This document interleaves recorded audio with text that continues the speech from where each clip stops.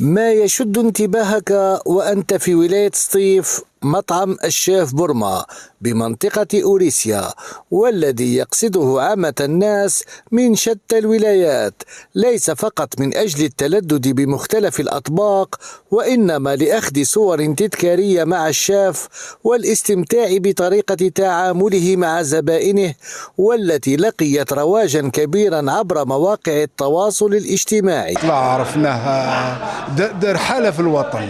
هي الأكثرية طريقة التعامل تاعو أكثر من الماكلة كما نقولوها استغلها في الدومان تاعو. الشيف بورما عاشق الطبخ، وقصته انطلقت من مطعم صغير، وهو اليوم يمتلك أشهر مطعم بعاصمة الهضاب، ويوظف أكثر من 25 عاملا ليبقى حلمه ولوج العالمية. الشاب بورما الاسم عبد الحليم، والمدعو الشاب بورما سماني فيه الأخ ماجد الصديق الزين. دونك يما ربي يشافيها انت ان شاء الله. يما كانت كي تتحرك باش تجيب الحطب ولا حاجه، كنت انا هو الكبير في الدار، دوك تخلي خوتي الصغار معايا وتقول لي عسل برما.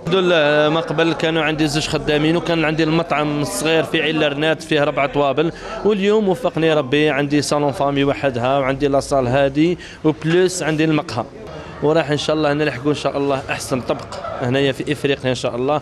حب الناس زاد من شهرته، وأضحى كل من يزور ولاية سطيف لا بد أن يمر على الشيف بورما.